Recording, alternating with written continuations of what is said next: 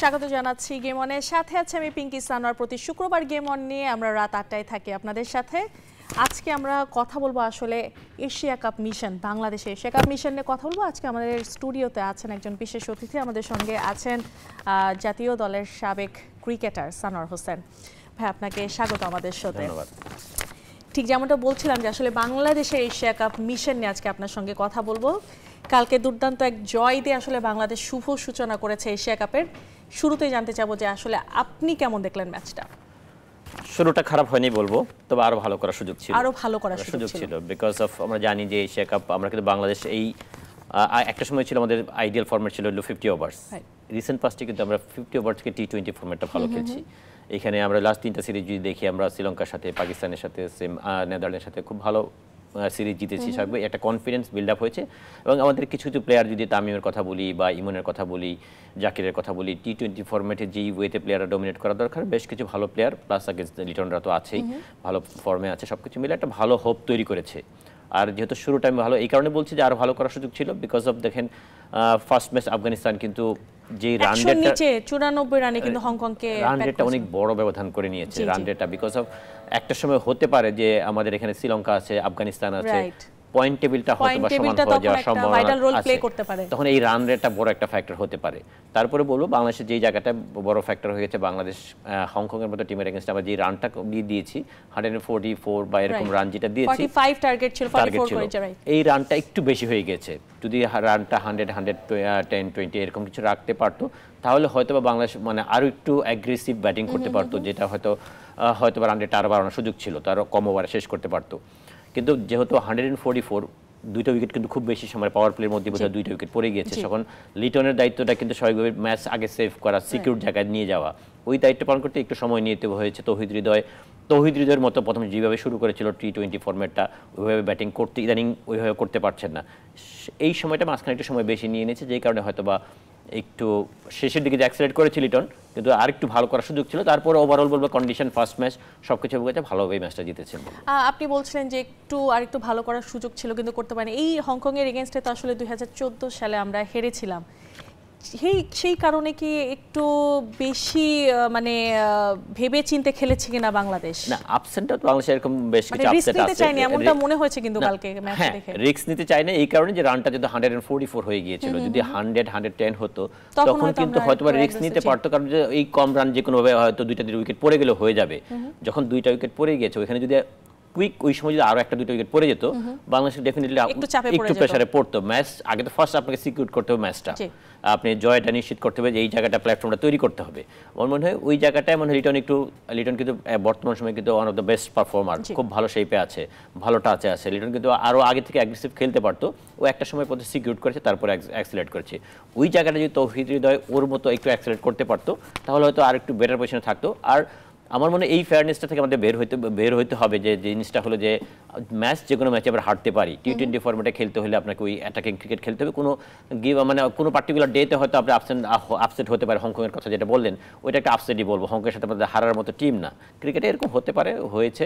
আমার মনে হয় নেক্সট ম্যাচগুলোতে পজিটিভ ক্রিকেটই খেলতে হবে বাংলাদেশ। নিশ্চয়ই। আমার হাতে আসলে কালকের ম্যাচ রিপোর্টটা আছে, একটু দেখে আসতে চাই। লিটন দাসের কথা আপনি বারবার বলছিলেন, দীর্ঘ সময় কিন্তু লিটন ইয়েতে ছিলেন না, রানে ছিলেন না। তিনি অনেক সমালোচনার মুখে পড়েছেন, তাকে একটা সময় দলের বাইরে রাখা হয়েছে, তারপর সে আবার কামব্যাক করেছে। ক্যাপ্টেন হিসেবে সে কতটুকু সফল আপনার কাছে? এবং এই যে কালকে তিনি যে খেললেন 39 বলে 59 রানের একটা ইনিংস খেলেছেন, কিছুটা ধীর গতি ছিল, আরেকটু বেটার দেখতে পারতাম কিনা লিটনের কাছ থেকে? দেখেন যেটা বললেন, লিটন যেটা বললেন একটা সময় ফর্মে ছিল না। লিটনের ক্লাসটা কিন্তু সবাই জানি, একটা ক্লাস ক্রিকেটার, ওর ব্যাটিং লিটন খেলে সেদিন তো লিটন খেলে এবং দেখার মধ্যে একটা সুন্দর জাসার ব্যাটিংটা দেখার, সবাই ওয়ার্ল্ডের সব বড় বড় যদি অ্যানালাইসিস বলেন লিটনের ব্যাটিংটাকে অন্য ক্লাসে মানে সবাই মানে অ্যাকসেপ্ট করে যে লিটনের ক্লাস প্লেয়ার। লিটনের ফর্মে ছিল না, যে কারণে লিটন যখন আর এই মানে ধরেন লাস্ট তিনটা সিরিজ যদি দেখি, লিটন যখন থেকে আসছে ক্যাপ্টেন্সি প্লাস হলো ওর পারফরমেন্স, টিমের পারফরমেন্স, নিজের পারফরমেন্স সব কিছু মিলিয়ে মানে ডিফারেন্ট লিটনকে আমরা দেখতে পাচ্ছি। লিটনের ম্যাচুরিটিও দেখেছি আগে একটা সময় নট অনলি ক্রিকেট মাঠে না, ক্রিকেট মাঠের বাইরেও কিন্তু ক্যাপ্টেন্সির অনেকটা দায়িত্ব থাকে। একটা সময় দেখেন লিটন প্রেস কনফারেন্সে এসে মিডিয়ার সামনে হয়তো বা এমন কথা বলতো হয়তো বা যেটা হয়তো খুব বিতর্ক তৈরি করতো, ইম্যাচুরিটি ছিল, ইম্যাচুরিটি বিতর্ক তৈরি করতো। এখন সময়ের সাথে সাথে ওই ম্যাচুরিটিটা দেখা দিয়েছে, মাঠের পারফরমেন্স বলেন, ক্যাপ্টেন্সি বলেন, সবকিছুতেই এই ম্যাচুরিটি দেখতে পাচ্ছি, যেটা সময়ের সাথে সাথে তৈরি হয়। এটা ভেরি গুড সাইন, বিকজ ও নিজের ক্যাপ্টেন যখন নিজের ফর্মে থাকে তখন কিন্তু টিম চালাতে তার জন্য এটা অনেক বেশি সহজ হয়। নিজে পারফরমেন্স না থাকলে হ্যান্ডেল করা একটু ডিফিকাল্ট হয়, প্রেশারটা আরও বেশি বিল্ড আপ হয়। আমার মনে হয় লাস্ট 3টা সিরিজ যদি দেখেন, লিটন মোস্ট অফ দ্য ম্যাচে, অনেকগুলি ম্যাচে ম্যান অফ দ্য ম্যাচ হয়েছে, ম্যান অফ দ্য সিরিজ হয়েছে। টিমকে শ্রীলঙ্কার মাটিতে যে শ্রীলঙ্কাকে আমরা টি20 সিরিজ জিতেছি, সেম ওয়েতে পাকিস্তানের সাথে হোমে জিতেছি, নেদারল্যান্ডের সাথে ম্যাচ জিতেছি, সব কিছু মিলে এই কনফিডেন্সটা ডেফিনেটলি টিমের জন্য খুব প্লাস পয়েন্ট।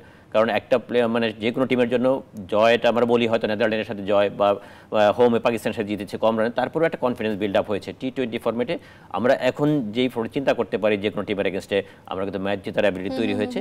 এবং লিটনের জন্য এটা একটা বড় প্লাস পয়েন্ট হয়েছে যে নিজের ফর্ম প্লাস হলো যে কিছু প্লেয়ার পেয়েছে, যারা তামিম বলি, ইমন বলি, জাকির বলি, যারা টি20 ফরম্যাটে যেই ধরনের সার্ভিস তাদের কাছে পাওয়া দরকার এই সার্ভিসটা খুব ভালোভাবে দিয়ে আসছে। এটা লিটনের জন্য, টিমের জন্য খুব প্লাস পয়েন্ট হয়েছে। কালকে বাংলাদেশের খেলা দেখে মনে হয়েছে যে বাংলাদেশ একটু বেশি প্রেশার নিয়ে নিয়েছে, যে প্রথম শুরুটা যেন হোঁচট খেয়ে না হয়, যেহেতু হংকংয়ের সাথে আগে হেরেছে এবং বাংলাদেশের উপর অনেক প্রত্যাশার চাপও কিন্তু ছিল।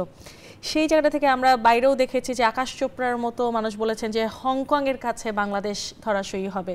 এই জিনিসগুলো বাড়তি চাপ সৃষ্টি করেছিল কিনা বাংলাদেশের উপর? না, প্রেশার তো একটা থাকবে, ক্রিকেট খেলা আপনি যে কোনো ম্যাচে প্রেশার থাকবে। প্রশ্ন ভাই, আমি জাস্ট একটু ইন্টারাপ্ট করছি যে আসলে যে আকাশ চোপড়া বলেন, এই ধরনের যারা বাংলাদেশকে নিয়ে কমেন্ট করে থাকেন, তারা বাংলাদেশকে আসলে এতটা ডিমিন করে কথা বলেন কেন সবসময়? তারা অ্যাজ ইফ হচ্ছে মানে তারা বাংলাদেশকে হংকংয়েরও নিচে রাখার চেষ্টা করেন অনেক সময়।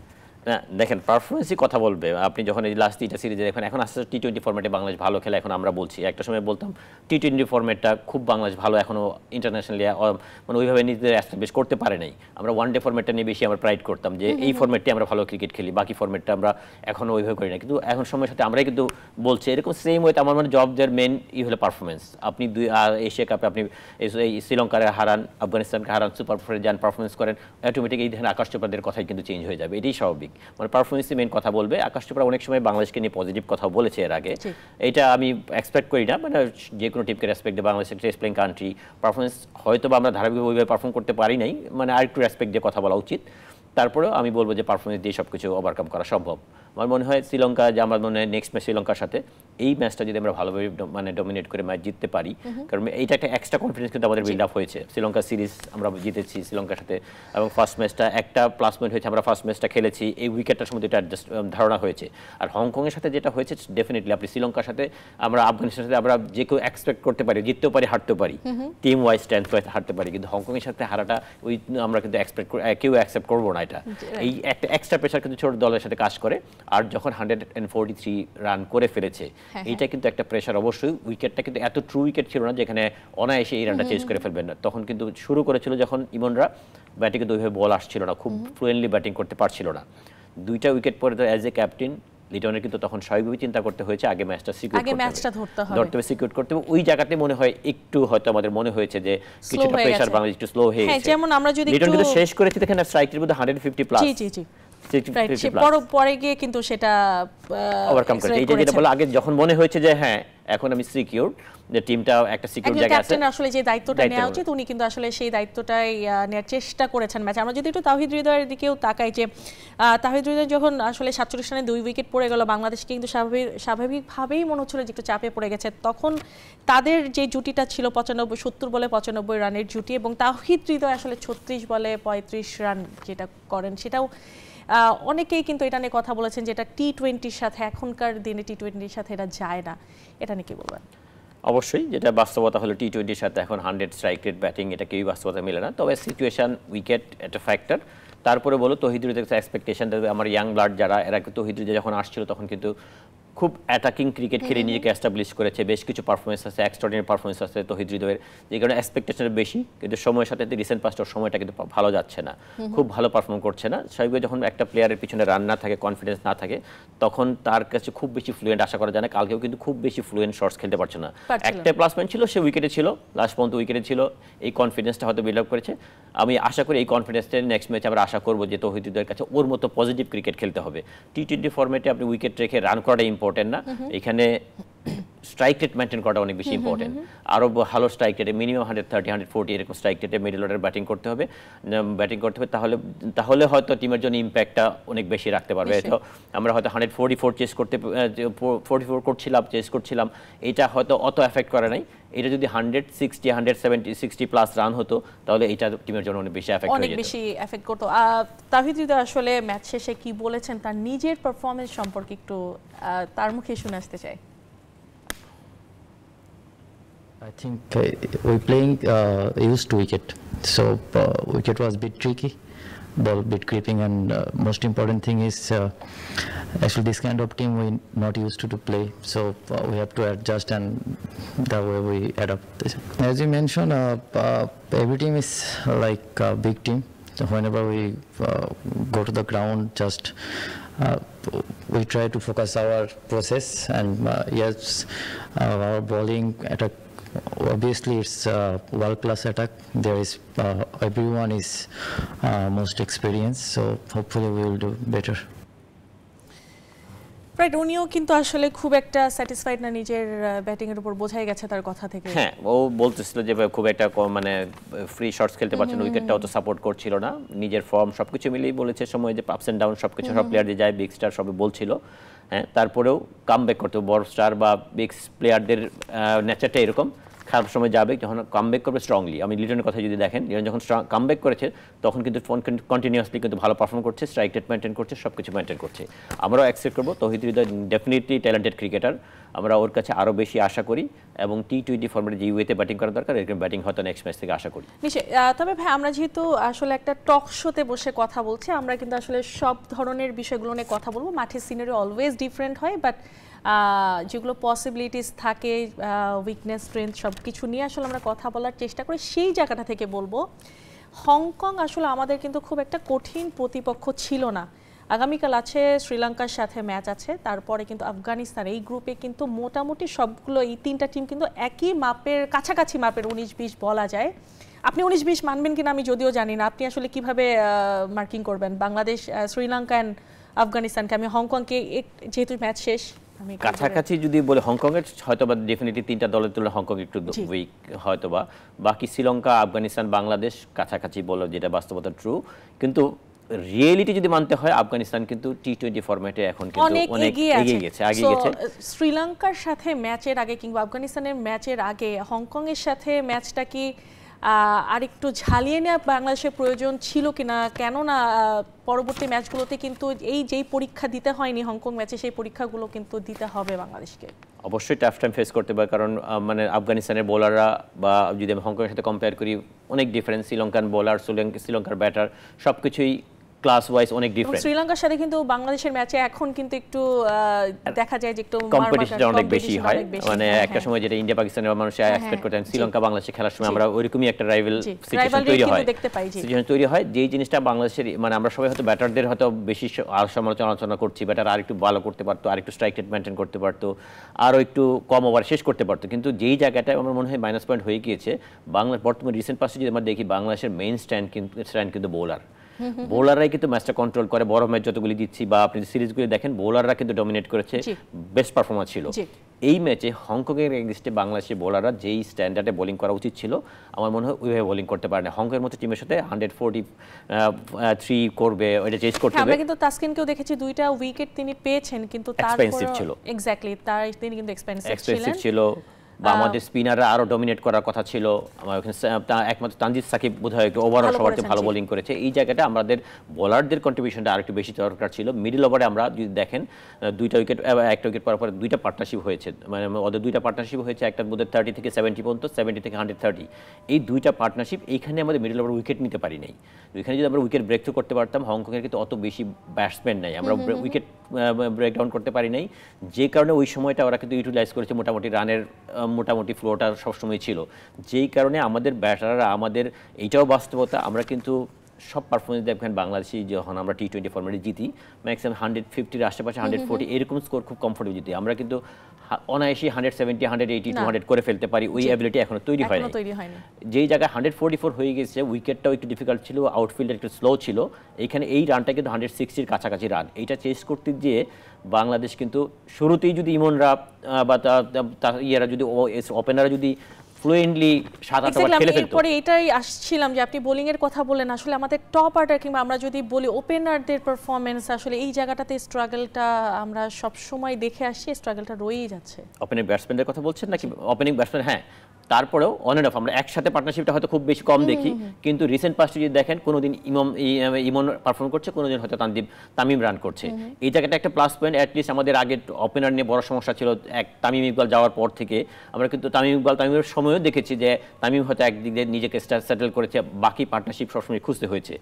একটা প্লাস পয়েন্ট হয়েছে যে এই দুজন পার্টনারশিপ অ্যাটলিস্ট প্রুভ করেছে এদের অ্যাবিলিটি আছে। হয়তো একসাথে চলাটা খুব বেশি ইম্পর্টেন্ট, যে একসাথে পারফর্ম করতে পারলে আরো অনেক বেশি ভালো হতো।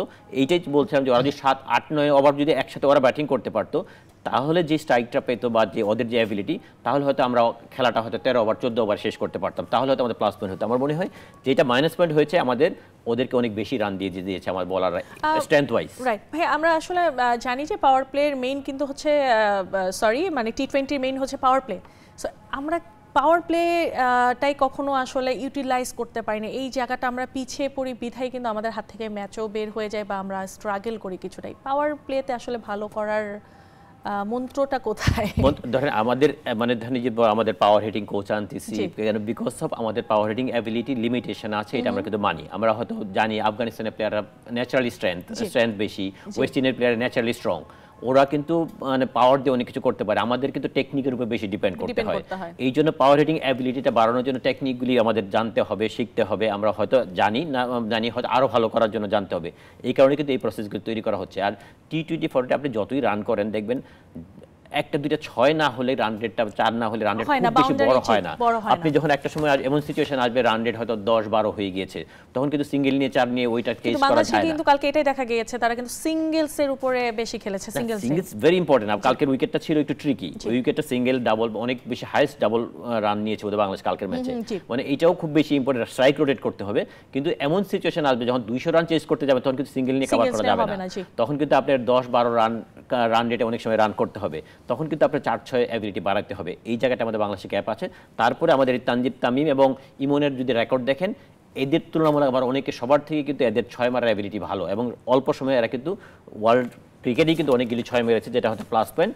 কিন্তু এই প্লাস পয়েন্টটা আবার কন্টিনিউ করতে হবে। এদের মাইনাস পয়েন্ট যেটা হলো 20-25-30 রানে আউট হয়ে যাচ্ছে। এখান থেকে যদি এদের মতো প্লেয়াররা যদি একটা ক্যারি করতে পারে, 70-80 রানের ইনিংস খেলতে পারে, বড় ইনিংস করতে পারে, তখন কিন্তু আমাদের এই স্ট্রেংথটা বা এবিলিটিটা আরও বেশি এক্সপ্লোর হবে। বাংলাদেশের ব্যাটিং অ্যাপ্রোচ নিয়ে সবসময় অনেক কথা থাকে যে আসলে ব্যাটিং অ্যাপ্রোচটা কিংবা খেলার অ্যাপ্রোচ, বডি ল্যাঙ্গুয়েজ অতটা অ্যাগ্রেসিভ থাকে না। বাংলাদেশের ব্যাটিং অ্যাপ্রোচটা আপনার কাছে কালকে কেমন লেগেছে? কেননা আমরা যদি বলি যে গ্রুপ পর্বটা কিন্তু আমাদের জন্য বেশ কঠিনই বলা যায়। শ্রীলঙ্কাও কিন্তু বলা যায় না কালকের ম্যাচে কি হবে। আসলে আমি জানি না আপনি কালকে কাকে এগিয়ে রাখবেন খাতা কলমে কিংবা স্ট্রেংথের দিক থেকে, তবে আফগানিস্তানের ম্যাচটা কিন্তু অনেক টাফ হবে, যেহেতু এই গ্রুপ থেকে দুটো টিম উঠবে, সেখানে আসলে ব্যাটিং অ্যাপ্রোচটা খুব ইম্পর্টেন্ট। হ্যাঁ, অ্যাপ্রোচ তো ডেফিনেটলি ইম্পর্টেন্ট। কারণ কালকে যদি শুরুর দিকে দেখেন, ইমন তামিমরা কিন্তু শুরু করেছিল পজিটিভলি স্টার্ট করছিল, কিন্তু বল ওইভাবে ওদের মানে সাপোর্ট করছিল না, উইকেটটা কিন্তু ওইভাবে সাপোর্ট করছিল না। ইনার এজ হয়ে প্রথমে একটা 4 মারলো, সুন্দর কাভার ট্রিপ মারলো, পরের 4টা হয়েছে ইনার এজ হয়েছিল। ব্যাটে বলে খুব বেশি টাইমিং খুব ভালো হচ্ছিল না, উইকেটটা একটু ট্রিকি ছিল, যেটা তৌহিদ মানে বলছিল উইকেটটা একটু ট্রিকি ছিল, ট্রু ছিল না। এটার বড় কারণ হলো বাংলাদেশ, আমরা কিন্তু যে বড় রান করতে অ্যাবিলিটি কেমন, আমাদের পজিটিভ অ্যাপ্রোচ কম থাকে কেন? আমরা ডোমেস্টিকে যেই ধরনের উইকেটে ক্রিকেট খেলি, উইকেট খুব বেশি সাপোর্ট করে না। আমরা কিন্তু 200 রান করা, 200 রানের চেস করা, মানে আইপিএলে যখন অহরহ দেখবেন আপনি, পাকিস্তানের দেখবেন যখন টি20 হয় ওরা 200 রান অনায়াসে করে, 200 রান অনায়াসে চেস করে। এই জিনিসটা কেন ওদের উইকেটগুলি সাপোর্ট করে। আপনি ট্রু উইকেট ছাড়া কখনো 200 রান করা সম্ভব না। এটা আমাদের ডোমেস্টিক থেকে এই হ্যাবিটগুলি তৈরি করতে হবে। যখন আমরা বিপিএল, বিশেষ করে আমাদের বড় ফরম্যাট যেটা এখন যে এনসিএল হবে, তারপর বিপিএল হবে, এই জায়গাগুলিতে আমাদের ট্রু উইকেট করতে হবে, যেখানে অনায়াসে স্ট্রোক খেলা যায়। ট্রু উইকেট সাপোর্ট করবে, 200 রান হবে। 200 রানে কীভাবে বলাররা ডিফেন্ড করবে, আবার ওইটাও বলারদেরও একটা প্র্যাকটিসের ব্যাপার আছে। ট্রু ফ্ল্যাট উইকেটে কীভাবে বোলিং করতে হয়, টি20 ফরম্যাটে করতে হয়, এই জায়গাগুলো আমাদের ইম্প্রুভ করে ডোমেস্টিক থেকে। এইখানে আমরা যদি 170, 160 এরকম স্ট্রাইক রেটে ব্যাটিং করতে পারে, ওইটা হয়তো ইন্টারন্যাশনাল যায় দেখবেন 140, 150 এরকম স্ট্রাইক রেট হবে। আমরা যদি ডোমেস্টিক যে উইকেটে গেলে খেলি, সবার দেখবেন বিপিএল স্ট্রাইক রেট 120, কারো 130, এর বেশি কখনোই হয় না। এবং লিটন দাস কিন্তু এই টুর্নামেন্টে যাওয়ার আগে কিন্তু উনি বলেছিলেন যে আসলে ইউএইতে যেরকম উইকেটে আমাদের খেলা হবে ঠিক কাছাকাছি উইকেট তিনি এখানে চান। এবং আমরা কিন্তু আসলে নেদারল্যান্ডসের বিপক্ষে খেলে এশিয়া কাপ খেলতে গিয়েছি, সেই জায়গাটা প্রস্তুতির ঘাটতি কি আপনার কাছে লাগছে না? প্রস্তুতিটা ঠিক ছিল? প্রস্তুতি যদি আমরা একটা স্ট্রং অপোনেন্ট পেতাম, লাইক যদি একটা বিগ মানে শ্রীলঙ্কা হোক, আফগানিস্তান হোক, এরকম কাছাকাছি স্ট্রেংথের টিম পেতাম, তাহলে হয়তো প্র্যাকটিসটা আরও ভালো হতো। ইন্টারন্যাশনাল শিডিউলটার একটা ব্যাপার থাকে, তখন হয়তো কাউকে ছিল না। তবে যেই উইকেটগুলিতে খেলা হচ্ছে, আমি চাচ্ছিলাম যে উইকেটগুলি আর একটু ট্রু উইকেট হতো। সিলেটের উইকেট আমরা আশা করছিলাম যে আরও ভালো উইকেট হবে, কিন্তু ভালো উইকেট হয় নাই। উইকেটটা যদি 170, 180 এরকম উইকেট রান করতো ওরা, চেস করতো ওরা, তাহলে হয়তো প্র্যাকটিসটা আরও বেটার হতো। আমাদের ব্যাটারদের, বিশেষ করে নিচের দিকে ব্যাটসম্যানদের কিন্তু অপরচুনিটি হয় না, জাকিরা কিন্তু খুব বেশি সুযোগই পায় না ব্যাটিং করার। এই প্র্যাকটিসের একটা গ্যাপ তো এখানে এই জায়গাটা আমার মনে হয়েছে। একটা জিনিস মানে এটা জাস্ট আমার একটা অবজারভেশন, সেটা হচ্ছে আমরা যখন নেদারল্যান্ডসের এগেনস্টে খেললাম, প্রথম দুটো ম্যাচে কিন্তু আমরা টসে জিতে ফিল্ডিং নিয়েছি, ব্যাটিং কিন্তু খুব একটা দেখার সুযোগই হয়নি, কারণ তারা কিন্তু খুব কম টার্গেটে ব্যাটিং করেছে বাংলাদেশ, এবং লাস্টের ম্যাচটা কিন্তু বৃষ্টির জন্য পরিত্যক্ত হয়ে যায়। সো এই জায়গাটায় এই চ্যালেঞ্জটা আসলে বাংলাদেশকে একটু ভোগাবে কিনা? এইটা একটু মাইনাস পয়েন্ট আমি বলবো, বিকজ অফ ফার্স্ট ম্যাচটা আমি কনসিডার করলাম উইকেট কেমন হয়, নেদারল্যান্ডের স্ট্যান্ড কেমন, ফার্স্ট ম্যাচটা আগে ফিল্ডিং নিয়েছে, কিন্তু সেকেন্ড ম্যাচে ডেফিনেটলি বাংলাদেশের ব্যাটিং নেওয়া উচিত ছিল। দর্শকরাও অনেক বলছিল ব্যাটিং নেওয়া উচিত ছিল, এবং ওই চ্যালেঞ্জটা নেওয়া উচিত ছিল যে বাংলাদেশ প্রথমে ব্যাটিং করে কত স্কোর করতে পারে। আমাদের সব ব্যাটসম্যানরা ব্যাটিং করার একটা অপরচুনিটি তৈরি হতো, যেটা বললাম যে লেট অর্ডারে যারা ব্যাটসম্যান ছিল ব্যাটিং করার অপরচুনিটি হয় নাই, যেটা হয়তো একটা সুযোগ হতো। প্লাস হলো যদি ইন কেস আমরা কম রানও করে ফেলতাম, আমাদের বলাররা কিভাবে কম রানটা ডিফেন্ড করে, ওইটা একটা প্র্যাকটিস হতো। মনে হয় উইকেটটা আমরা যে আবুধাবিতে উইকেটটা কিন্তু খুব বেশি ট্রু উইকেট আমরা দেখছি না, এটা আমাদের স্ট্রেংথের সাথে যায়। এই ধরনের উইকেটে কিন্তু আমরা ভালো ক্রিকেট খেলি। আমাদের যদি দেখেন, আমরা কিন্তু যদি পাকিস্তানের সিরিজটা খেয়াল করে দেখেন, পাকিস্তান আমরা ফার্স্ট দুইটা ম্যাচ জিতে খুব লো স্কোরিং ম্যাচ ছিল, ওইখানে আমরা ডমিনেট করে ম্যাচ জিতেছি। যেই ম্যাচটা 178 পাকিস্তান করেছে, সেটা কিন্তু আমরা খুব ভালোভাবে হ্যান্ডেল করতে পারি না, এবং বাজেভাবে হেরেছে ওই ম্যাচটা। এই জন্য আমাদের এই ধরনের উইকেট আমাদের মনে হয় ইউএর উইকেটগুলো যদি আমাদের জন্য সাপোর্ট করে মনে হয়, আমাদের প্লেয়াররা যদি ম্যাক্সিমাম ইউটিলাইজ করতে পারে, এটা হয়তো আমাদের জন্য প্লাস। কালকে আসলে টস জিতে ফিল্ডিং নেওয়াটা কি ঠিক ছিল কিনা? ওই যেটা বললাম, যেটা ফার্স্ট ম্যাচ এই হিসাবে হয়তো বা চিন্তা করছিল যে, মানে আমার মনে হয় যে ফার্স্ট ম্যাচে বাংলাদেশ হয়তো মিস ফায়ার করতে পারতো, বাংলাদেশ ক্রিকেট, কিন্তু উইকেটটা কিন্তু অত ভালো উইকেট ছিল না। যেটা অত ভালো উইকেট ছিল না, এটা যদি আপনি বেশি এক্সপ্লয়েট করতে যেতেন, তখন কিন্তু হয়তো আপনি কম রানে অল আউটের সম্ভাবনা যেত। আমি ফার্স্ট ম্যাচ হিসাবে আমি বলবো যে হ্যাঁ, এটা খারাপ হয় নাই। আর যদিও 146 মানে 144 চেস করতে হয়েছে, এখানে ব্যাটসম্যানদের কিছুটা হলেও একটা ধারণা হয়েছে উইকেটটা কেমন বিহেভ করতে হয়, বা একটু অনেক লম্বা সময় তৌহিদুদ্দিন ব্যাটিং উইকেটে ছিল, লিটন উইকেটে ছিল। ইউএই তো আসলে মানে আমি যদি বলি আবুধাবির কথা, এটা তো খুব চেনা একটা কন্ডিশন বাংলাদেশের জন্য, বহুবার তারা খেলেছেন। না, উইকেট তো ডিফারেন্ট। আমরা কিন্তু আশা করেছিলাম সিলেট উইকেটে, আমরা জানি সিলেটের আগের ম্যাচগুলি যদি দেখি টি20 অনেক স্কোর হয়েছিল, এখানে ওই সময় কিন্তু উইকেট হয় নাই, ভালো রান হয় নাই। এই জন্য টুর্নামেন্টে ফার্স্ট বাংলাদেশ কিন্তু খেলছে যে আন্ডারডগ, মানে তুলনামূলকভাবে দুর্বল দল হংকংয়ের সাথে। বাংলাদেশের কিন্তু একটু হলে ব্যাকআপ মাইন্ডে কাজ করেছে যে আমাদের আগে ফার্স্ট ম্যাচটা সিকিউর করা, এটা বাংলাদেশের ব্যাকআপ মাইন্ডে কাজ করেছে। 2014 কে আসলে রিপিট করতে চাননি লিটন দাসরা। একটা বিরতির সময় হয়ে গেছে, ভাই একটা বিরতি থেকে এসে আবারও আলোচনায় ফিরবো। দর্শক যাচ্ছি ছোট্ট একটা বিরতিতে, কোথাও যাবে না, উইল বি রাইট ব্যাক। বিরতির পর আবারও স্বাগত জানাচ্ছি গেম অনে। কথা বলছি বাংলাদেশ আসলে এশিয়া কাপে কেমন করছে। আমাদের সঙ্গে আছেন সানার হোসেন, আছেন। আবার আমরা আলোচনায় ফিরে যেতে চাই। ভাই আবার একটু আসতে চাই কালকের ম্যাচে, মানে গতকাল যে ম্যাচটা হয়ে গেছে, এরপর আমরা অবশ্যই আগামীকাল ম্যাচ আছে শ্রীলঙ্কার সাথে, ওই ম্যাচ নিয়ে আমরা কথা বলবো।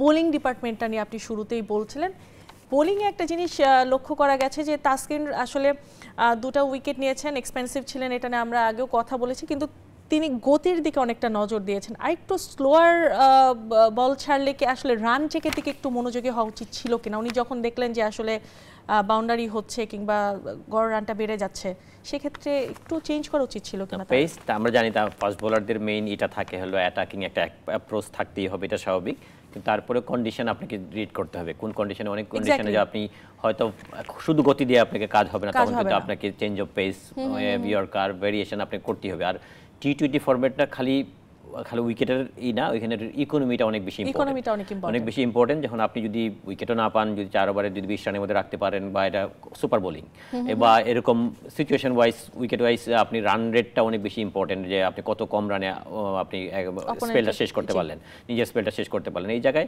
ডেফিনেটলি অপোনেন্ট ওয়াইজ আমাদের সব বোলারদেরই আমি বলবো যে ওই ম্যাচটা আরও একটু ইকোনমি হওয়া উচিত ছিল। আমাদের যদি আমাদের 2 স্পিনার রিশাদও কিন্তু খুব মানে লাস্টের দিকে উইকেট পেয়েছে, কিন্তু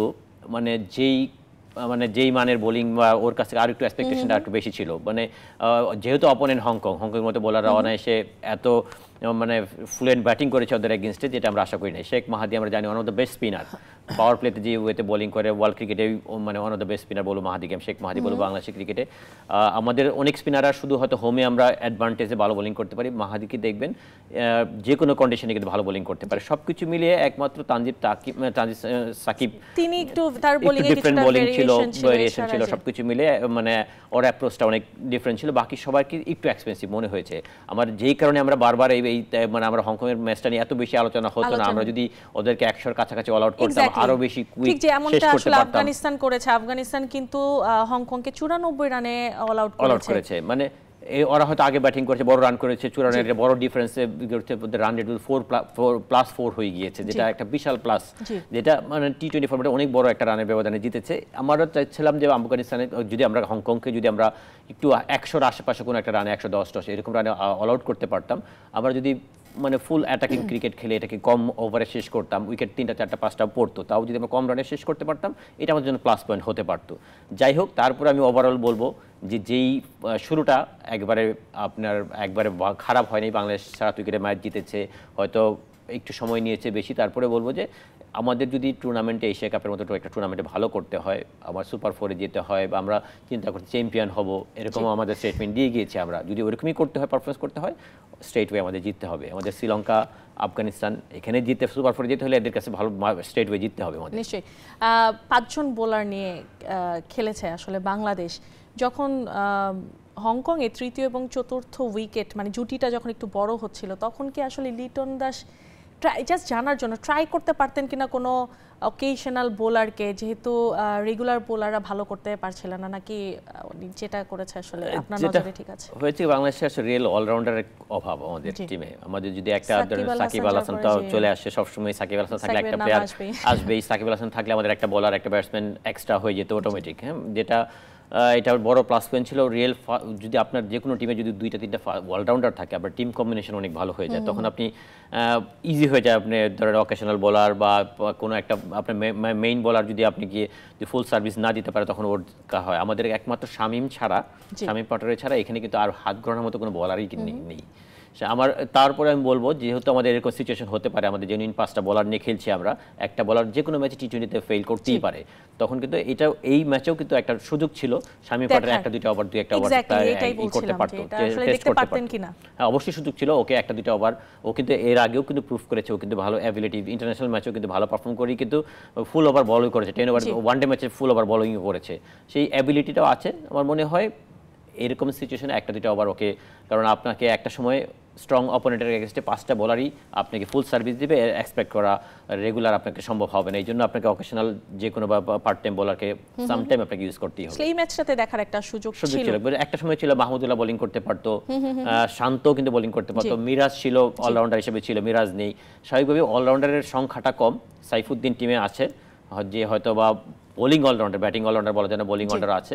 এই জন্য আমাদের রিয়েল অলরাউন্ডারের গ্যাপটা আমাদের আছে, যে কারণে এই প্রবলেমটা আমাদের ফেস করতে হয়।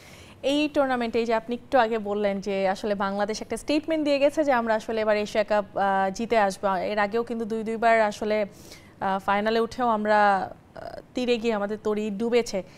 এই টিমটার উপরে আসলে আপনি কতটুকু ভরসা রাখতে পারেন? এই স্টেটমেন্ট কতটুকু জাস্টিফাইড আপনার কাছে? বিলিফটা রাখতে হবে ডেফিনেটলি। আপনি যে আগেই বিলিফটা হারিয়ে ফেলেন যে না আমি পারবো না, তাহলে তো এটা ঠিক না। বিলিফটা রাখার পর তো বাস্তবতা, পারফরমেন্স সবকিছু মিলে একটু কঠিন।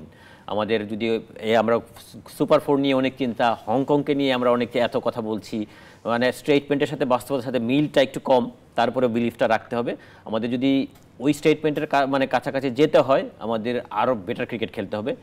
ইমপ্রুভমেন্টের জায়গা তো অলওয়েজ থাকবে। আমার মনে হয় হংকংয়ের সাথে আমরা কোন জায়গায় গ্যাপ কি হয়েছে না হয়েছে, বোলাররা কি করেছি, সব কিছু ডেফিনেটলি টিমের একটা থিঙ্ক ট্যাঙ্ক আছে, কম্পিউটার অ্যানালাইসিস আছে, কোচ আছে, সবাই ডেফিনেটলি এটা ওয়ার্কআউট করবে। এটা নেক্সট ম্যাচে আমরা শ্রীলঙ্কার সাথে আমাদের বড় স্টেটমেন্ট দিতে হবে, ভালো স্টেটমেন্ট, যে আমাদের স্টেটমেন্টের সাথে সিমিলারিটি রেখে আমাদের পারফরমেন্স করতে হবে। যে আমরা যদি শ্রীলঙ্কার এগেন্সে ডমিনেট করে পারফর্ম করে ম্যাচ জিততে পারি, আমার মনে হয় যে ওইটা আমাদের বড় প্লাস পয়েন্ট হবে সুপার 4 থেকে সুপার 4 যাওয়ার জন্য। আপনার কাছে আসলে এই টুর্নামেন্টে এখন পর্যন্ত ফেভারিট কে? মানে কি মনে হচ্ছে? ওয়াসিম আকরাম কিন্তু বলেছে যে ভারতই জিততে যাচ্ছে এবার এশিয়া কাপ। আপনি যদি রিসেন্ট পাস্টের সব পারফরমেন্স দেখেন, এত ধারাবাহিকভাবে এদের পারফরমেন্স স্ট্রেংথ ওয়াইজ, আপনাদের batting, bowling, fielding, total team performance সব কিছু মিলে ওয়েল হেড পাকিস্তান। একটা সময় ইন্ডিয়া পাকিস্তানের ফাইট মানে খেলা মানে সবাই চিন্তা করে যে কোনো ম্যাচ যে কোনো দিক যেতে পারে। পাকিস্তান ইন্ডিয়া এখন ইন্ডিয়া এই পর্যায়ে নিয়ে গেছে যে অনায়াসে ওরা কনফিডেন্টলি বলতে পারে এই ম্যাচ অনেক সহজে তারা জিতে যাবে। এখন এই সময়টা চলে আসছে কারণ বিকজ পাকিস্তান ধারাবাহিক পারফর্ম করতে পারছে না। আর আফগানিস্তান ওয়ার্ল্ড ক্রিকেট টি20তে একটা এক্সাইটিং টিম, ওয়ানডে টি20তে এক্সাইটিং টিম, ডেফিনেটলি তাদেরকে সবাই ভয় পায়, সবাই ভয় পায়। কিন্তু আপনি ইন্ডিয়ার এগেইনস্টে পারফরম্যান্সটা দেখুন খুব বেশি, পাকিস্তানের এগেইনস্টে ইন্ডিয়ার এগেইনস্টে খুব বেশি ধারাবাহিক পারফর্ম করতে পারে না। ইন্ডিয়ার ওদের স্পিনারগুলিকে ইন্ডিয়াররা অনেক ভালোভাবে হ্যান্ডেল করতে পারে। ইন্ডিয়ার ওই ক্লাসের ব্যাটসম্যান অনেক বেশি, এই কারণে এই জন্য ইন্ডিয়া ডেফিনেটলি সবার থেকে এগিয়ে। তবে সানোয়ার ভাই, এবার বিরাট কোহলি এবং রোহিত শর্মার অ্যাবসেন্সটা কিন্তু খুব ভালো মতো বোঝা যাচ্ছে, কারণ কিছুদিন আগেই দেখছিলাম যে একটা নিউজ খুব নজর কাড়লো যে আসলে পাকিস্তান ইন্ডিয়ার ম্যাচ মানে কিন্তু একটা সেই লেভেলের হাইপ ক্রিয়েট করে। এবার টিকিটই বিক্রি, মানে অনেক টিকিট উইন্ডো ফাঁকা ছিল, যেহেতু এই দুইজন নেই, দর্শকদের আগ্রহ কিছুটা কম। এইটা তো কিছু কিছু স্টার থাকে যারা হয়তো মানে ক্রেজটা ক্রিয়েট করে স্পোর্টসের। আপনি যদি ফুটবলে চিন্তা করেন, মেসি রোনালদো না থাকলে কিন্তু ওয়ার্ল্ড কাপের ক্রেজ ডেফিনেটলি অনেকটা কমবে, এটাই স্বাভাবিক। মানে এই ক্রেজটা কিছু কিছু সুপারস্টার থাকে, ম্যারাডোনা একসময় করেছে, পেলে, ম্যারাডোনা, এরকম কিছু কিছু স্টার থাকে ক্রিকেটেও। কিন্তু আপনি যদি বিরাট কোহলিকে বলেন এরকম একজন সুপারস্টার, ইন্ডিয়া ক্রিকেটের ইন্ডিয়া ওকে ছাড়া দেখতে অভ্যস্ত হইতেও সময় লাগবে অনেক দিন। Rohit Sharma one of the great player, মানে এই প্লেয়ারগুলি ছাড়া হয়তো অভ্যস্ত, কিন্তু আপনি পারফরমেন্স যদি বিবেচনা করেন তারপরেও ভারতকে এগিয়ে রাখবেন। ইন্ডিয়ায় দেখবেন অনেক পারফর্মার আছে, হয়তো বিরাট কোহলির কাছাকাছি, রোহিত শর্মার কাছাকাছি পারফরমেন্স করে আসছে, অ্যাবসেন্সটাই বোঝা যায় না আসলে, ওরা যে নাই ম্যাচে, মানে হয়তো ওদের নামটা মিস করবে। ইন্ডিয়ান ক্রিকেট বলেন, ওয়ার্ল্ড ক্রিকেট বলেন, ডেফিনেটলি এরকম প্লেয়ার মিস করবে, এটাই স্বাভাবিক। কিন্তু পারফরমেন্স ওয়াইজ কিন্তু ওদেরকে বিশ্বাস করা যায় না। অন্যদিকে আমরা যদি দেখি আমাদের সাকিব আল হাসান কিংবা আমাদের পঞ্চপাণ্ডব যাদেরকে বলি, তাদের অ্যাবসেন্সটা আমরা প্রতিটা ম্যাচে গিয়ে কিন্তু ভোগে। একটু আগে আপনি সাকিব আল হাসানের কথা বলছিলেন যে তিনি যে নেই, সেটা হারে হারে টের পাচ্ছে বাংলাদেশ। অবশ্যই, কারণ বাংলাদেশ টিমের এই 5 জন যে আমরা পঞ্চপাণ্ডব বলি, ওইটা কিন্তু বাংলাদেশ ক্রিকেটটাকে একটা স্টেজে নিয়ে আসছে। বাংলাদেশের আমরা বলবো যে হয়তো বা ওরা বাংলাদেশকে ওয়ার্ল্ড চ্যাম্পিয়ন করতে পারে নাই বা এশিয়া কাপ ট্রফি এনে দিতে পারে নাই, কিন্তু বাংলাদেশকে কিন্তু একটা স্টেজে এনে দিয়েছে, বাংলাদেশ ক্রিকেটকে একটা স্টেজে এনে দিয়েছে, যে আমরা প্রাইড করার মতো একটা জায়গায় এনে দিয়েছে, যেইটা আমরা চেয়েছিলাম যে নেক্সট জেনারেশন এসে এইটাকে আরো সামনের দিকে নিয়ে যাবে। এখন পর্যন্ত আমি বলবো যে ধারাবাহিকভাবে বাংলাদেশের ওই ইয়াং জেনারেশনটা ওই জায়গাগুলি এখনো সেটেল করতে পারেনি। নিশ্চয়ই আমাদের সহকর্মী শুভ দেবনাথ আছেন, এশিয়া কাপ কভার করতে গিয়েছেন, তিনি দুবাইতে আছেন, আমরা একটু তার সঙ্গে যুক্ত হতে চাই। শুভ, আসলে বাংলাদেশ কিন্তু একটা ভালো মানে শুভ সূচনা করেছে আমি বলবো, যেহেতু হংকংয়ের এগেনস্টে তাই তারা ম্যাচটা জিতেছে। তবে আগামীকাল কিন্তু একটা বড় পরীক্ষা আছে শ্রীলঙ্কার সঙ্গে। টিমের কি মনে হচ্ছে, টিমের পরিকল্পনা ওয়াইজ সবকিছু দেখে কি মনে হচ্ছে কালকে পরীক্ষা দেওয়ার জন্য আসলে বাংলাদেশ কতটুকু প্রিপেয়ার্ড?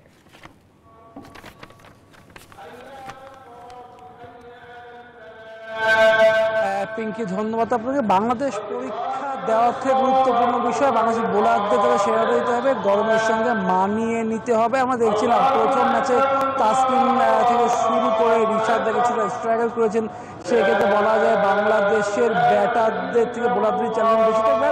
বাংলাদেশ এদিন হোটেলেই সময় কাটিয়েছে, তারা নামাজের জন্য গিয়েছিল আবুধাবি বিখ্যাত একটি মসজিদে, তারপরে তারা হোটেলে চলে এসেছেন। শ্রীলঙ্কার যিনি হেড কোচ রয়েছেন জয়শ্রীয়া, তাকে কিন্তু দেখছিলাম যে তারা যে টিম স্টাফ রয়েছে তাদের সঙ্গে আলোচনা করছেন। অপরদিকে মুস্তাক আহমেদকে দেখেছিলাম, বাংলাদেশের যে 3 জন স্পিনার রয়েছে, রিশাদ রয়েছেন, এর সঙ্গে শেখ মাহেদি রয়েছেন, নাসুম রয়েছেন, তাদের সঙ্গে আলাদাভাবে একটি আলোচনা সেরে নিচ্ছিল। সব কিছু মিলিয়ে বলা হচ্ছে বাংলাদেশের জন্য শ্রীলঙ্কাকে হারাতে পারে। যদিও এর আগে বাংলাদেশ কিন্তু তাদের মাটিতে টি-20 সিরিজটি জিতে এসেছিল, সেক্ষেত্রে বাংলাদেশ কিন্তু এই এশিয়া কাপে শ্রীলঙ্কার বিপক্ষে এগিয়ে থেকে মাঠে নামবে। পিঙ্কি, শুভ, আমরা আসলে আমার সঙ্গে কিন্তু আজকে সানোয়ার হোসেন আছেন স্টুডিওতে। আমরা কিন্তু অনেক আলোচনা করেছি যে বাংলাদেশের বোলিং ডিপার্টমেন্টটাও কিন্তু কালকে খুব একটা ভালো করতে পারেনি, আবার ব্যাটিংয়েও আমরা দেখেছি খুব টি-20 মেজাজে খেলেনি, একটু স্লো গিয়েছে বাংলাদেশ। সেই দিক থেকে যদি বলি যে আসলে কালকে আসলে কাদেরকে বেশি পরীক্ষা দিতে হবে বলে আপনার মনে হচ্ছে, মানে কালকে আসলে ভাইটাল রোলটা কারা প্লে করবে?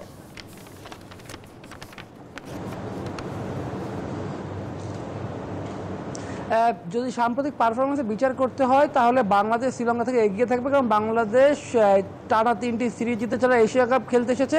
অপরদিকে কিন্তু শ্রীলঙ্কা জিম্বাবুয়ের বিপক্ষে হেরে এসেছে, সেক্ষেত্রে বলা যায় বাংলাদেশ কিছুটা এগিয়ে থাকবে। কিন্তু যেটা বললাম সবচেয়ে বেশি সমালোচনা হচ্ছে তাহিদ হৃদয়ের ব্যাটিং স্টাইল, তার অ্যাপ্রোচ নিয়ে সংবাদ সম্মেলনে হৃদয় স্বীকার করেছেন যে তার ব্যাটে বল লাগছে না, সেক্ষেত্রে তিনিও কিন্তু বেশ চিন্তিত। যাই হোক, ক্রিকেটে অবশ্যই ক্যাপ্টেনদের একটি বাড়তি দায়িত্ব থাকে, সেখানে লিটন দাস কিন্তু দারুণ ব্যাটিং করেছেন, দারুণ মাঠ চালাচ্ছেন, এবং আমরা জানি মিডল অর্ডারে বাংলাদেশের ব্যাটাররাও কিন্তু বাড়তি দায়িত্ব নিতে জানে। সেসব ক্ষেত্রে বলা যায় টাইগাররা এগিয়ে থেকে মাঠে নামবে শ্রীলঙ্কা থেকে। আর যদি পার্সেন্টেজ করতে হয় তাহলে কিন্তু শ্রীলঙ্কা থেকে এখন পর্যন্ত বাংলাদেশ অনেকটা এগিয়েই থাকবে। পিঙ্কি, উইকেট সম্পর্কে কি কিছু বলতে পারবেন শুভ আমাদেরকে, যে আসলে কালকের উইকেটটা কেমন হতে পারে?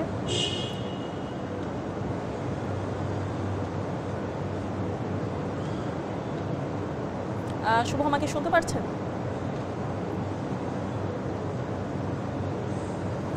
আমরা আসলে একটু উইকেটটা নিয়ে জানতে চাচ্ছিলাম যে আসলে উইকেটটা কালকে কেমন হতে পারে। আপনার কাছে উইকেট নিয়ে কোনো তথ্য আছে কিনা?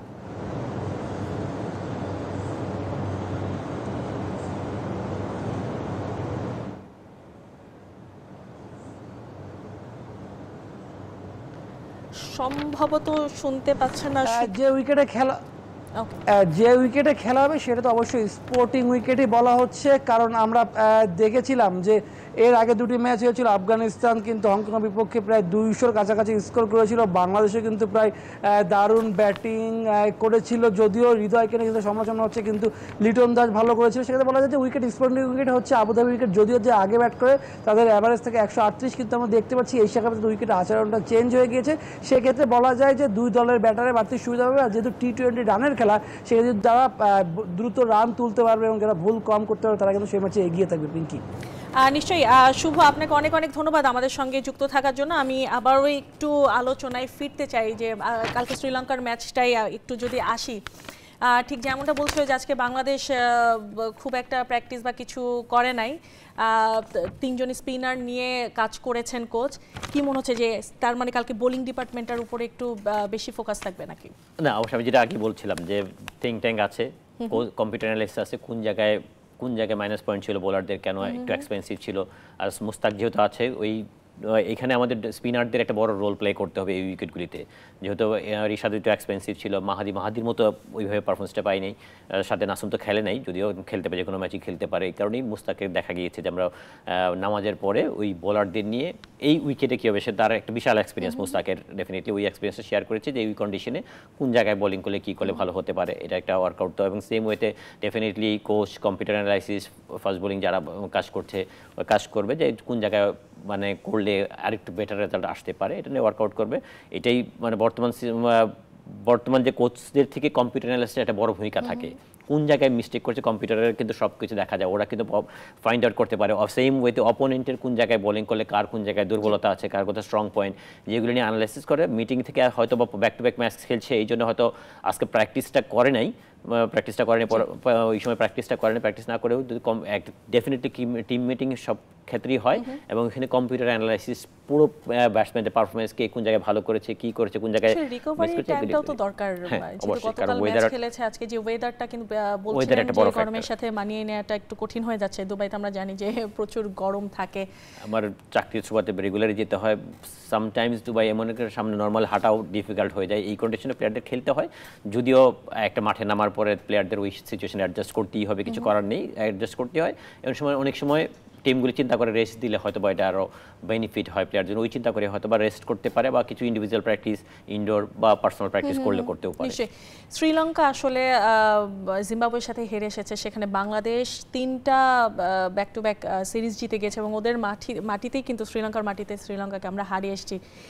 এইটা তো নিশ্চয়ই ভাইটাল একটা রোল প্লে করবে, একটা মাইন্ডসেট, এটা ব্যাকআপ মাইন্ডে হয়তো কাজ করবে, কিন্তু ক্রিকেটটা হলো পার্টিকুলার ডে ওই দিনের পারফরমেন্স। শ্রীলঙ্কার কিন্তু বেশ কিছু ক্লাস প্লেয়ার আছে, ওদের কিন্তু অনেক বোলিং বলেন ব্যাটসম্যান বলেন, মানে ওদের কিন্তু বেশ কিছু ক্লাস প্লেয়ার আছে যারা কিন্তু ম্যাচ সিনারিও চেঞ্জ করার মতো অ্যাবিলিটি রাখে। হ্যাঁ, এটা তো একটা মানে যে কোনো প্লেয়ার যেরকম আমরা হয়তো একটা মানে যে কালকের ম্যাচটা আমরা হয়তো সবাই চিন্তা করছি ব্যাকআপ মাইন্ডে কাজ করবে কিনা, আগে আগে 2014 ম্যাচও চিন্তা করছেন আপনি, সেটা স্বাভাবিকভাবে একটু ব্যাকআপ মাইন্ড হয়তো কাজ করবে যে আগে জিম্বাবুয়ের মতো টিমের সাথে হেরেছে, আমাদের সাথে সিরিজ হেরেছে, বাংলাদেশ ওই জায়গাটা একটা কনফিডেন্স ফিল করবে, এইটা একটা প্লাস পয়েন্ট বাংলাদেশের জন্য। তবে সবকিছু ডিপেন্ড করবে পার্টিকুলার ডে পারফরমেন্স। নিশ্চয়ই। আরেকটা বিরতির সময় হয়ে গেছে দর্শক, শেষবারের মতো বিরতিতে যাচ্ছি, কোথাও যাবে না, ফিরছি কিছুক্ষণের মধ্যে।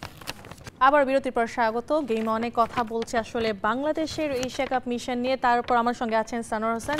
যদি ভাই একটু এতক্ষণ তো বাংলাদেশকে নিয়ে অনেক কথা বললাম, হংকং ম্যাচ এবং শ্রীলঙ্কা ম্যাচে, একটু বাইরের কথা বলতে চাই যে মাঠের বাইরেও কিন্তু উত্তপ্ত বিসিবি। আসলে সামনে ইলেকশন নিয়ে কিন্তু অনেক কিছু হচ্ছে। আজকে আমরা দেখলাম যে আসলে 2জন কাউন্সিলর চেঞ্জ, নাম পরিবর্তন এসেছে।